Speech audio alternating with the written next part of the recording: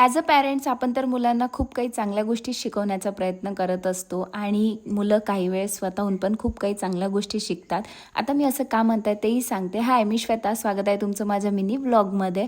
आता झालं असं की आम्ही चेकअपसाठी काशूला हॉस्पिटलमध्ये नेलेलं होतं. तर तिथे एक फॅमिली आली होती. तिथे छोटं बाळ होतं, त्याची बहीण होती आणि काशू स्वतःहूनच उठून त्यांच्याशी बोलायला गेली. त्यांना हाय, हॅलो, त्याचं नाव विचारत होती. हे सगळं बघून मला खूप चांगलं वाटलं आणि तिच्या हातात जे चॉकलेट होतं ना ते सुद्धा त्याला शेअर केलं तिने, मी न सांगता. मी फक्त तिच्याकडे बघतच होती कारण ती काय करते हेच मला बघायचं होतं. मी यापैकी तिला काही सांगितलं नाही आणि ती स्वतःहूनच या सगळ्या गोष्टी शिकत आहे, तर त्याचं मला कौतुक वाटते तिचं. आणि ह्या चॉकलेटचा सुद्धा इन्सिडेंट सांगते. मी तिला म्हणायची की डॉक्टर, आपण काही गोड खाल्लं तर डॉक्टर आपल्याला इंजेक्शन देतात, आईस्क्रीम, चॉकलेट ह्या सगळ्या गोष्टी तर मी तिला अवॉइडच करते. पण आता ते उलटं झालं. ती डॉक्टरशी छान बोलायला लागली तर डॉक्टरनी स्वतःहूनच तिला जेलीचं चॉकलेट दिलं.